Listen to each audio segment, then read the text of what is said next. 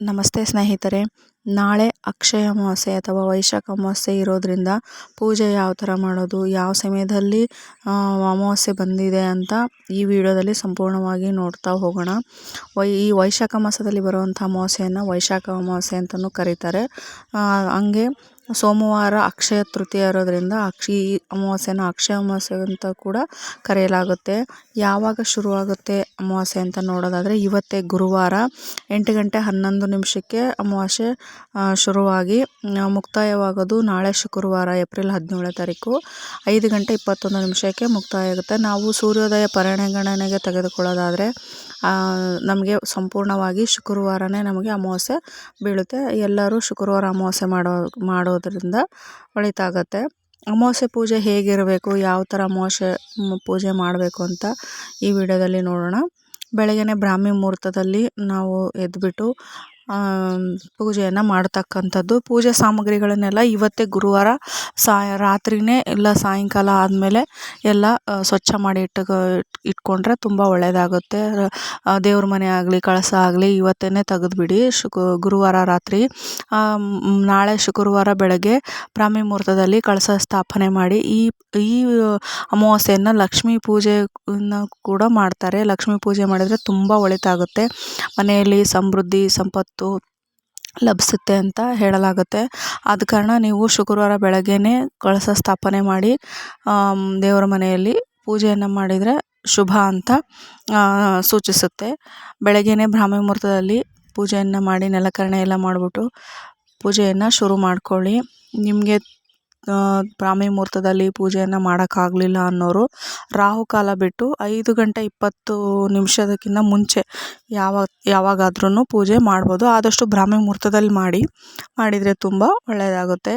ಆಮೇಲೆ ಈ ಅಮಾವಾಸ್ಯೆಯನ್ನು ಲಕ್ಷ್ಮೀ ಅಮಾವಾಸ್ಯೆ ಅಂತ ಅನ್ನೋದು ಕೂಡ ಕರೀತಾರೆ. ಲಕ್ಷ್ಮಿಗೆ ತುಂಬ ಹತ್ತಿರವಾದದ್ದು ಅಕ್ಷಯ ತೃತೀಯ ಅಮಾವಾಸ್ಯೆ ಆಗಿರೋದ್ರಿಂದ ಲಕ್ಷ್ಮೀ ಪೂಜೆ ಮಾಡಿದರೆ ತುಂಬ ಒಳ್ಳೆಯದಾಗುತ್ತೆ. ಅದು ಯಾವ ಥರ ಮಾಡೋದು ಅಂತಂದರೆ, ಕಳಶ ಸ್ಥಾಪನೆ ಮಾಡ್ಬೋದು, ಇಲ್ಲ ಹೊಸ ಕವಡೆ ತರ್ಬೋದು. ಲಕ್ಷ್ಮಿಗೆ ಪ್ರಿಯವಾದ ವಸ್ತುಗಳು ಯಾವ್ಯಾವಿದೆ, ಕವಡೆ ಆಗಿರಬಹುದು, ಬೆಳ್ಳಿ ನಾಣ್ಯ ಆಗಿರ್ಬೋದು, ಇಲ್ಲಾಂದರೆ ಲಕ್ಷ್ಮಿಗೆ ಪರಿಮಳ ದ್ರವ್ಯ ಯಾವ್ದ್ಯಾವುದು ಸಿಗತ್ತೆ ಆ ಥರ ದ್ರವ್ಯನಾದರೂ ತೊಗೊಂಡು ಬರ್ಬೋದು. ಅಕ್ಕಿ ಸೇರು ಇರುತ್ತಲ್ವ, ಲಕ್ಷ್ಮಿ ಸೇರು, ಆ ಥರ ಆ ಸೇರಲ್ಲಿ ಅಕ್ಕಿ ಇಟ್ಬಿಟ್ಟು ಪೂಜೆನಾದರೂ ಮಾಡ್ಬೋದು.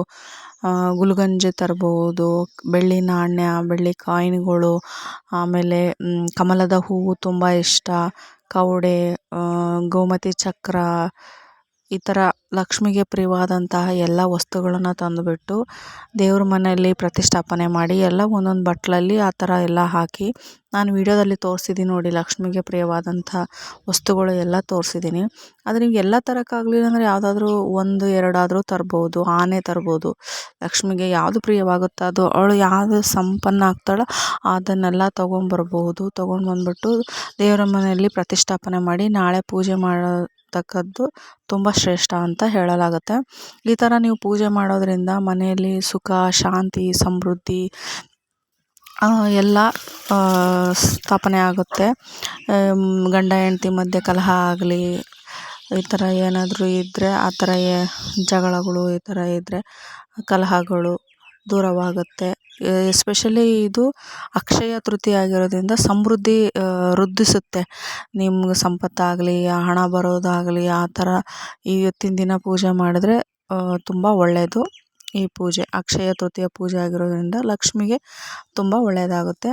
ಆಮೇಲೆ ಅಮಾವಾಸ್ಯೆಗೆ ಬರೋದಾದರೆ, ನಾಳೆ ಅಮಾವಾಸ್ಯೆ ಇರೋದ್ರಿಂದ, ಅಕ್ಷಯ ಅಮಾವಾಸ್ಯೆ ಇರೋದ್ರಿಂದ ಮನೆಗೆ ದೃಷ್ಟಿ ತೆಗೆಯೋದಾಗಲಿ, ಮನೆಗೆ ಧೂಪ ದೀಪ ಹಾಕೋದಾಗಲಿ, ಚಿಕ್ಕ ಮಕ್ಕಳು ಇಲ್ಲ ವಯಸ್ಸಾದವರು ಯಾರಾದರೂ ಇದ್ದಾರೆ, ಗರ್ಭಿಣಿಯರಿದ್ದಾರೆ, ಬಾಣಂತಿರಿದ್ದಾರೆ ಅಂದರೆ ಅವರಿಗೆ ಸ್ವಲ್ಪ ದೃಷ್ಟಿಯನ್ನು ನಿವಾರಿಸೋದ್ರಿಂದ, ಅಮಾವಾಸ್ಯೆ ಹುಣ್ಣಿಮೆಯಲ್ಲಿ ಸ್ವಲ್ಪ ಈ ಥರ ದೃಷ್ಟಿ ಮನೆಗೆ ಆಗಲಿ ಮಕ್ಕಳಿಗಾಗಲಿ ಮಾಡೋದ್ರಿಂದ ದೃಷ್ಟಿ ನಿವಾರಣೆಯನ್ನು ತೆಗೆದುಕೊಂಡ್ರೆ ತುಂಬ ಒಳ್ಳೆಯದಾಗುತ್ತೆ. ನಿಂಬೆಹಣ್ಣಿಂದ ತೆಗಿಬೋದು, ಮೊಟ್ಟೆಯಿಂದ ತೆಗಿಬೋದು, ಇಲ್ಲ ಉಪ್ಪು ಮೆಣಸು ಕೈಯಲ್ಲಿ ಹಿಡಿದ್ಬಿಟ್ಟು ದೃಷ್ಟಿ ತೆಗಿಬೋದು. ಕೆಂಪು ನೀರು ಮಾಡಿ ಆರತಿ ಮಾಡಿದ್ರೂ ಕೂಡ ಮನೆಗೆ ಆದರೆ ದೃಷ್ಟಿ ತೆಗಿಬೋದು, ಮಕ್ಕಳಿಗೂ ತೆಗಿಬೋದು. ಅದೇ ಥರ ಮನೆಗೆ ದೃಷ್ಟಿ ತೆಗಿಲಿಕ್ಕೆ ಈಗಿನ ಕಾಲದಲ್ಲಿ ನರದೃಷ್ಟಿ, ಮನುಷ್ಯನ ದೃಷ್ಟಿ ತುಂಬ ಕೆಟ್ಟದ್ದು. ಆ ಕಾರಣಕ್ಕಾಗಿ ಈ ಥರ ಅಮಾವಾಸ್ಯೆ ಹುಣ್ಣಿಮೆಗಳಲ್ಲಿ ನಿಮ್ಮ ಮನೆ ದೇವ್ರ ವಾರಗಳಲ್ಲಿ ದೃಷ್ಟಿ ತೆಗೆಯೋದ್ರಿಂದ ತುಂಬ ಉತ್ತಮ ಆಗುತ್ತೆ. ತುಂಬ ದೃಷ್ಟಿ ನಿವಾರಣೆ ಆಗುತ್ತೆ. ಚಿಕ್ಕ ಪುಟ್ಟದ್ದು ಚೇಂಜಸ್ ಮಾಡಿಕೊಂಡ್ರೆ ಜೀವನದಲ್ಲಿ ಸುಖ ಅನ್ನೋದು ತಾನಾಗೇ ಬರುತ್ತೆ. ಸಮೃದ್ಧಿನೂ ತಾನಾಗೇ ಬರುತ್ತೆ. ಚಿಕ್ಕ ಚಿಕ್ಕ ವ್ಯತ್ಯಾಸಗಳನ್ನು ಚಿಕ್ಕ ಚಿಕ್ಕ ನಾವು ಏನಾದರೂ ಸಲಹೆಗಳನ್ನು ಮನೆಯಲ್ಲೇ ಮಾಡಿಕೊಂಡ್ರೆ ತುಂಬ ಒಳ್ಳೆಯದಾಗುತ್ತೆ. ಈ ಥರ ಮಾಡೋದ್ರಿಂದ ಅಮಾವಾಸ್ಯೆ ದೃಷ್ಟಿನೂ ನಿವಾರಣೆ ಆಗುತ್ತೆ. ಲಕ್ಷ್ಮೀ ಪೂಜೆನೂ ಮಾಡ್ದಂಗೆ ಆಗುತ್ತೆ. ಇದು ಆಗಿತ್ತು ಅಮಾವಾಸ್ಯೆ ವಿಡಿಯೋ. ಮಾಮೂಲಿಯಾಗಿ ಮನೆಯಲ್ಲಿ ನೀವು ಯಾವ ಥರ ಅಮಾವಾಸ್ಯೆ ಪೂಜೆ ಮಾಡ್ತೀರೋ ಲಕ್ಷ್ಮೀ ಅಮಾವಾಸ್ಯೆನ ಅದೇ ಥರ ಪೂಜೆನ ಲಕ್ಷ್ಮಿಯನ್ನು ಪ್ರತಿಷ್ಠಾಪನೆ ಮಾಡಿಬಿಟ್ಟು ಕಳಸಕ್ಕೆ ಹೂವೆಲ್ಲ ಏರಿಸ್ಬಿಟ್ಟು ಧೂಪ ದೀಪ ನೈವೇದ್ಯ ಮಾಡಿ ಎಡೆ ಏನಾದರೂ ಸ್ವೀಟ್ ಮಾಡಿದ್ರೆ ಲಕ್ಷ್ಮಿಗೆ ಪಾಯಸ, ಗೋಧಿ ಪಾಯಸ ತುಂಬ ಒಳ್ಳೆಯದು. ಸಜ್ಜಗ ಅಂತ ಹೇಳ್ತಾರಲ್ಲ, ಅದು ತುಂಬ ಒಳ್ಳೆಯದು, ಇಷ್ಟ.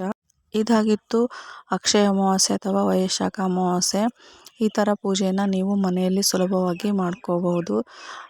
ಲಕ್ಷ್ಮೀ ಕೃಪೆಗೆ ನೀವು ಪಾತ್ರರಾಗಿ ನಿಮ್ಮ ಕುಟುಂಬಕ್ಕೆ ಅಕ್ಷಯ ತೃತೀಯ ಆರ್ಥಿಕ ಶುಭಾಶಯಗಳು. ಎಲ್ಲರಿಗೂ ಒಳ್ಳೇದು ಮಾಡಲಿ. ಮತ್ತೆ ಸಿಗ್ತೀನಿ ಮುಂದಿನ ವಿಡಿಯೋದಲ್ಲಿ. ಧನ್ಯವಾದಗಳು.